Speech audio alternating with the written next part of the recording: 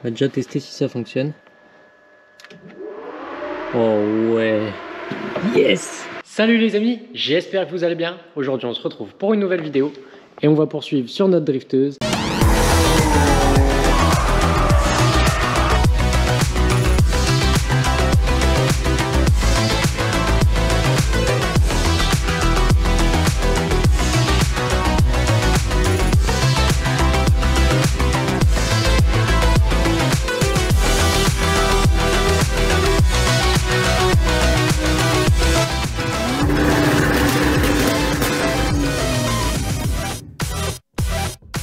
Le Graal, notre petite pépite, le radiateur gros volume Mishimoto est arrivé, je l'ai monté, je l'ai mis en place et j'ai procédé également à la condamnation du radiateur de chauffage. Au niveau du refroidissement, j'ai tout changé. La durite supérieure de refroidissement, la durite inférieure de refroidissement, la pompe à eau, le Calorstar.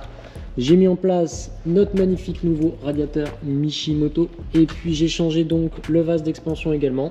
Une petite vis de purge en métal pour pas qu'elle pète. Un bouchon tout neuf. J'avais aussi retrouvé la sonde de niveau complètement explosée dans l'ancien vase d'expansion. Donc j'ai réussi à en récupérer une que j'avais de côté. Je ne sais pas si elle fonctionne, mais en tout cas, elle est en un seul morceau. Donc on va la mettre en place. Je te montre également le bypass que j'ai fait pour le système de chauffage. Donc tu avais les deux conduites ici et là qui rentraient dans l'habitacle à ce niveau-là. Donc j'ai mis de côté le radiateur. J'ai gardé donc un des tubes que j'ai recoudé et puis j'ai récupéré les deux colliers pour faire un coude à 90 et donc bypasser le radiateur de chauffage. Il va être temps maintenant donc de passer à la purge en espérant que tout se passe bien.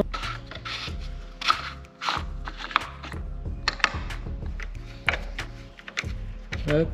Donc tu vois, c'est une petite vis en acier qui remplace celle d'origine en plastique qui sont en général un peu fragiles. Petit check des specs théoriques, on est censé être à 10 litres 5. Pour le moment, je lui ai fait boire 5 litres de liquide de refroidissement. Notre vase d'expansion est bien rempli et j'ai commencé à voir le liquide de refroidissement circuler dans la durite supérieure. Premier fail, ça commence. Pas de fuite au niveau de la pompe à eau, pas de fuite au niveau du Calorstar, mais par contre au niveau de la sonde que je prévoyais de changer à la base, et bah ça fuite. Ça fuite et ça fuite bien même. Je vais voir si juste un changement du joint torique pourrait suffire. Ça m'arrangerait. Bon, c'est pas dramatique. S'il y a juste le changement de la fichue sonde à faire. Ailleurs, ça a l'air de pas être dégueulasse. Bah, plus qu'à attendre. Et on va laisser couler gentiment tout ça jusqu'à ce qu'on puisse retirer la sonde. Et puis, j'espère pouvoir remplacer le joint torique. En désespoir de cause, j'ai peut-être trouvé une solution. C'est de récupérer des joints d'injecteurs qui semblent être du même diamètre et justement légèrement plus gonflés et plus gros. J'espère que ça va le faire. On va tenter ça. Cette fois-ci, ça a l'air d'être bon. On est bien à fleur au niveau de notre vis de purge. On va donc refermer ça. Moment de vérité. Et on inspectera qu'on ait bien notre pissette et notre retour de liquide de refroidissement. J'ai quand même laissé notre petit entonnoir en dessous au cas où. Et maintenant, on va remettre la courroie aussi accessoirement. Ce serait pas mal. Ça va être beaucoup mieux avec une courroie. Et puis maintenant que la courroie est justement remise, j'en profite pour serrer maintenant bien comme il faut les vis de la poulie de pompe à eau. Hop. Moment de vérité. Merde. Oups.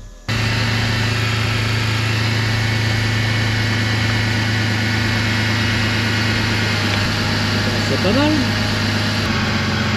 Allez, petite bulle. Au niveau de notre son là-bas, ça a l'air d'être pas mal d'ailleurs. Ça pourrait être pas mal de la rebrancher au passage. Plus qu'à attendre gentiment maintenant. Tu peux voir que mon bypass, et ça a l'air d'être pas mal aussi. Il n'y a aucune fuite, aucun suintement. Ça, c'est plutôt cool. Et c'est bien chaud, donc le liquide de refroidissement circule dedans. Le Calorstar n'est pas encore ouvert, mais ça devrait plus trop tarder. On est presque à température. Ça y est, notre Calorstar vient de s'ouvrir. La durite inférieure est bien chaude maintenant. La supérieure encore plus. Et notre radiateur en partie haute est vraiment très chaud. Notre merveilleux petit L6 a réalisé son premier cycle de chauffe complet. Donc maintenant on va pouvoir checker le liquide de refroidissement, le niveau, voir s'il a chuté et puis faire la pointe. Donc ouais, effectivement il a bien descendu. Comme tu l'as peut-être remarqué, on a récupéré un capot et des ailes. fraîchement repeint. Donc ça y est, je vais pouvoir procéder au remontage des divers éléments de carrosserie. J'ai reposé aussi le capot avec nos petits rappels en verre. J'ai déjà sorti tous nos nouveaux éléments, à savoir les petites parties inférieures des optiques, les rétros et leurs platines, les optiques fraîchement restaurées, les nouvelles calandres, des petites parties qu'on va mettre sur le pare-choc M3 également. Avant de reposer nos ailes de façon définitive, je vais m'occuper de traiter ces vilains points de rouille.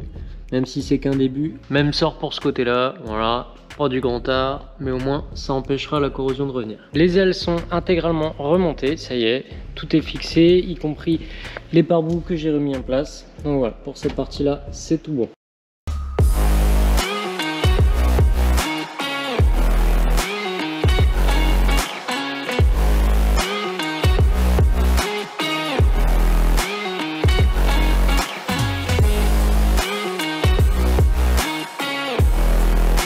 Au niveau du pare-choc avant, cet alignement là est presque parfait, il faut que je rentre un tout petit millimètre l'aile. Par contre de l'autre côté c'est assez catastrophique, il va falloir que je repositionne l'aile puisque tu vois que ça dépasse pas mal. Et voilà, beaucoup mieux même si c'est pas au millimètre de ce côté là. Par contre celui-ci c'est l'absolue perfection. Elle commence doucement à retrouver un petit peu de dignité. Bon, il y a encore du taf, mais ça prend doucement forme.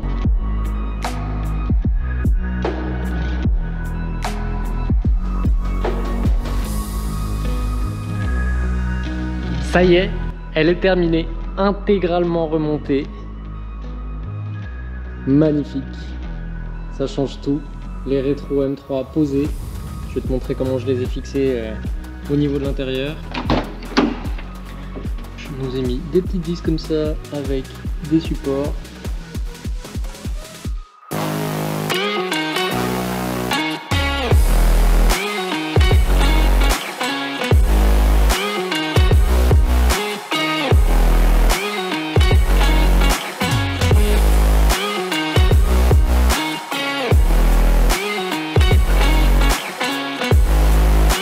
Pour terminer l'ensemble, je remplace les ampoules halogènes par des petites ampoules LED.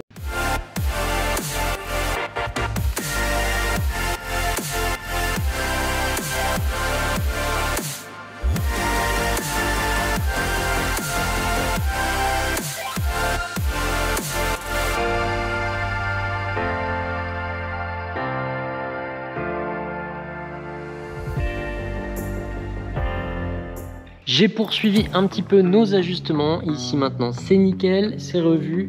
J'ai réussi également à replaquer notre petite grille ici qui se mettait mal en place. Là c'est franchement beaucoup plus propre. Si tu regardes bien, notre visco-coupleur a atterri là-bas et c'est qu'il y a une bonne raison puisqu'on va passer sur un spal. Je récupère le spal que j'avais prévu à la base pour la turbo, c'est le premier spal que j'avais pris et j'étais passé sur un spal un petit peu plus important. Mais là, pour celle-ci, ça suffira amplement.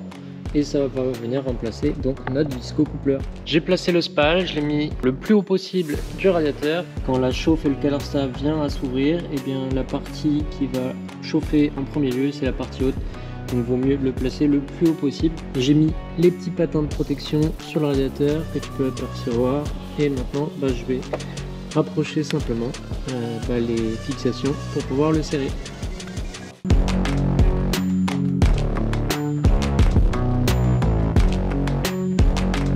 Fixation du spal, c'est ok.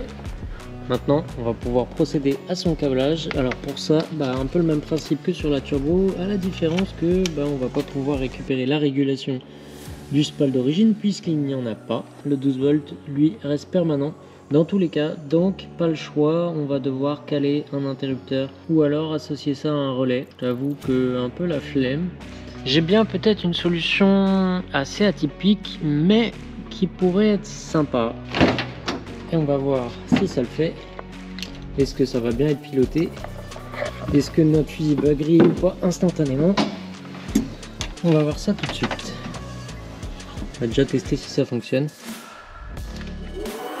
Oh ouais, yes. C'est le feu. Yes. Si ça c'est pas du troll, ça franchement c'est trop le bon plan. Là, je t'ai trouvé quand même une sacrée petite pépite. Je suis tellement éclaté de mon truc. C'est trop bien que j'en ai oublié de regarder le sens du spal. Bon, alors, du coup, on va réessayer ça.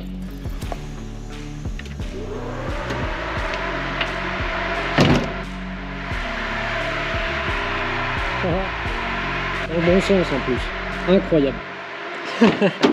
Allez, feu. Maintenant, on va faire une petite soudure et faire ça propre pour câbler ça de façon définitive.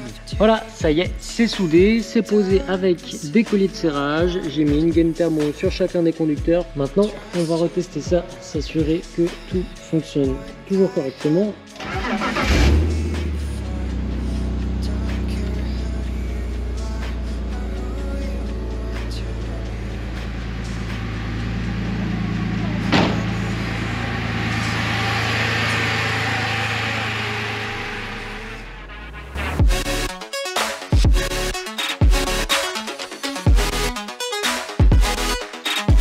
Bon bah comme tu as pu voir, j'ai trouvé une petite dinguerie pour faire en sorte que notre spal puisse être contrôlé depuis l'habitacle. Niveau moteur, désormais on est franchement pas mal.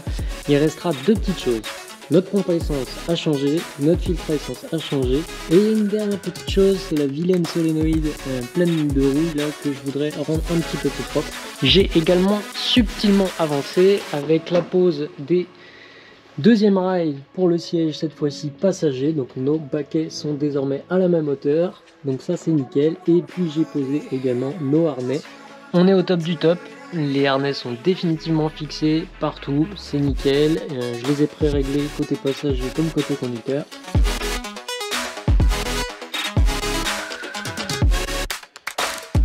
Et ben voilà l'ami, on va se quitter là-dessus pour cette vidéo, ce petit épisode sur lequel on aura encore super bien avancé sur notre drifteuse. Le projet avance et ça, franchement, ça fait plaisir. Il y a encore des bonnes étapes de fait. Tu peux voir que je suis en train de faire un peu plus propre les portières, je suis en train de galérer à enlever ça. Mais bon, on va réussir à faire quelque chose de quand même bien sympa. Tu vois que de l'autre côté, l'autre portière est faite et ça change pas mal le rendu. Je vais refaire un petit coup de propre aussi ici. Bon, ça ce sera pour la prochaine vidéo. Sur ce l'ami, je te dis à la prochaine. À très vite. Ciao.